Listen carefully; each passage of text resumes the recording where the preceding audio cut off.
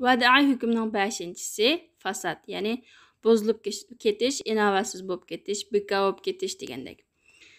Fasid deganimiz o rukunlardan ma'lum bir rukunni yo'qotgan bo'lsa yoki shartlardan ma'lum bir shartni yo'qotgan bo'lsa yoki sahih bo'lish uchun uningga ta'siri raflanib keladigan bunda bo'lish uchun bir ma'ni tepiladigan bo'lsa o chog'da fasid bo'ldi. Masalan,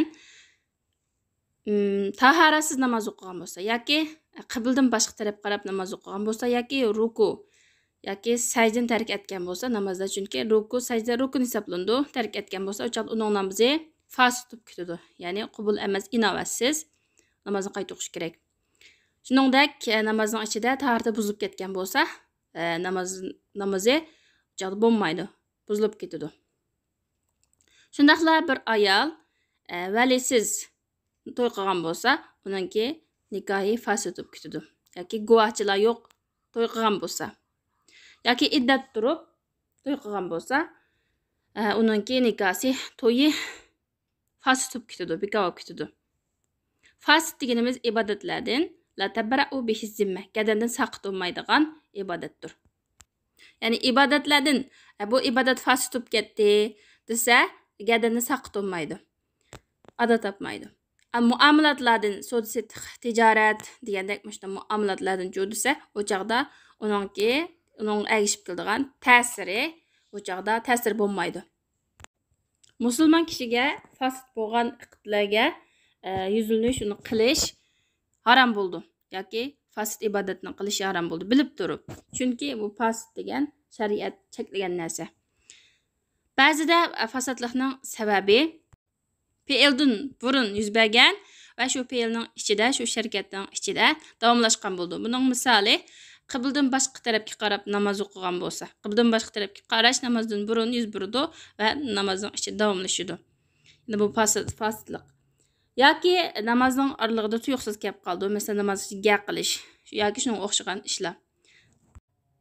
Yoki namozdan keyin yuz burdi, masalan islomdan murtad bo'lib ketish. Al-ayaz billah, Allah saqlasin. Chunki murtad bo'lib ketish uningdan ilgirki barliq amallarni bekor qiladi. Ya'ni murtadlik u ishlardan keyin sodir bo'lgan bo'lsa-mu, ilgirki amallarni bekor qilib ketadi. Ya'ni ba'zan chaqda mushta beshida, ba'zi o'tirda, ba'zi oxirda mushta fasid bo'lgan sabablar yuz berdi. Fasid bilan botilning o'rtasidagi farq. Botil deganimiz jumhur fuqaholarning istilohida atalg'usida fasid deganning ma'noda so'zi. Lekin nikohdan boshqa masalalarda. Ya'ni ular nikoh botil, ya'ni botil nikoh deydi.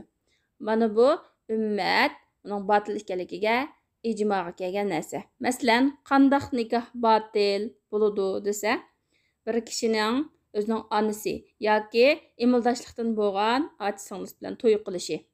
Endi fasid nikoh deganimiz uning fasidligida ixtiloflashib qolgan masalalar. Masalan, valisiz nikoh qilish. Yana qanday ixtiloflashib qolgan deganda, jumhurlar valisiz nikoh qilsa bo'lmaydi, botil, bu nikoh botil degan bo'lsa, Hanafiy mazhabdagilar valisizmi nikoh qilsa bo'ladi deydi. Ya'ni shunda ixtiloflashib qolgan. Shuning uchun shu nikoh masalasida fasid degan bo'lsa, yuqoridek nikoh ahvollarida botil deydi. Emas o'rtaq bu jihatdan, emas o'rtaq. Amma fi g'ayri nikoh, amma nikohdan boshqa masalalarda fasid deb hukm qilingan har bir iqd, har bir to'xtam, har bir shunday kelishim narsalar, ishlar u jumhurlarning nazarida botil aslidan bu hisob bo'lmaydi. Masalan, bir sotilgan tovarninki igidorchiligi sotib oluvchiga sotquchidan o'tib ketmaydi, yo'tkalmaydi. وقد خالف جمهور الحنفية في هذين المصطلحين. Muşu iki atalğıda Hanafi ulamaları jumhur ulamalarga ixtilof qildi. Ya'ni fasid degan atalg'i bilan botil degan atalg'ida. Ya'ni Hanafilarning nazarida botil deganimiz aslida mayli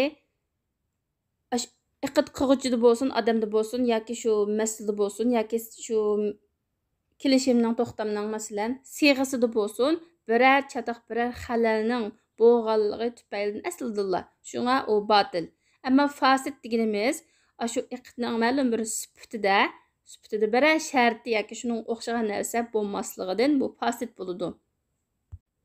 Ya'ni ular fasid bo'lgan iqid deganimiz sahih bilan botilning o'rtasidagi bir darajada bo'ladi deb qaraydi.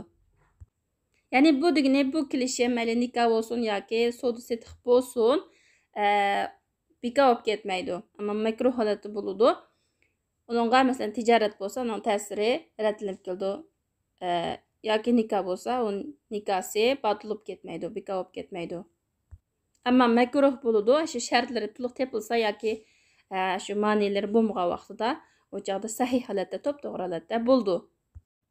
والبيع الفاسد مثلا يحصل به الملك للمشتري إذا اتصل به القبض. Endi fasid tijorat deganimiz bir misol keltiradi. Masalan, fasid tijorat bo'lsa-mu, bu bekor bo'lib ketmaydi. Igdorchilik setib olg'uchiga o'tib ketadi. Shu pulni berish, topshirib olish hosil bo'lsa. Lekin bu xabis, nachar bo'lgan bir igdorchilik bo'ldi, mol bo'ladi, tovar bo'ladi. Ammo sotquchi uningdan bahramlanmaydi. Sotquchininki qo'l ilkidan, igdorchiligidan setib olg'uchiga o'tib ketdi. Va fasid tijoratni, shu fasid qilgan shartni majlisda, shu kelishim tuzilgan, shu iqd tuzilgan majlisda uni yo'qitilsa, o chaqda to'g'riliq bo'ladi. Masalan, 1 dirhamni 2 dirhamga sotgan bo'lsa, o chaqda bu riba kelishim bo'ldi, fasid bo'lgan. Buni to'g'riliq bo'ldi. 2 dirhamning 1 dirhamini egasiga qaytarib bergan vaqtida. Fasid, botil deb unda ayirish Hanafilarningki mazhabida buningki sohasi, buning doirasi faqat muomalatlarda bo'ldi, ibodatlarda bo'lmaydi. Ammo ibodatlarda Hanafilar fasid bilan botil degan aniqlamada, bu hukmda jumhurlar bilan o'xshash. Ya'ni ularning hammasi o'rtaq holatda ibodat deganimiz yoki sahih bo'ldi yoki botil bo'ladi. Botil, fasid deb bunda bo'lmaydi. Buningda ular o'rtaq hammasi. Botil nikoh deganimiz aslida uni hech qanday nikoh bo'lmaydi, uni nikoh hisob emas. Ayol bo'lmaydi ular.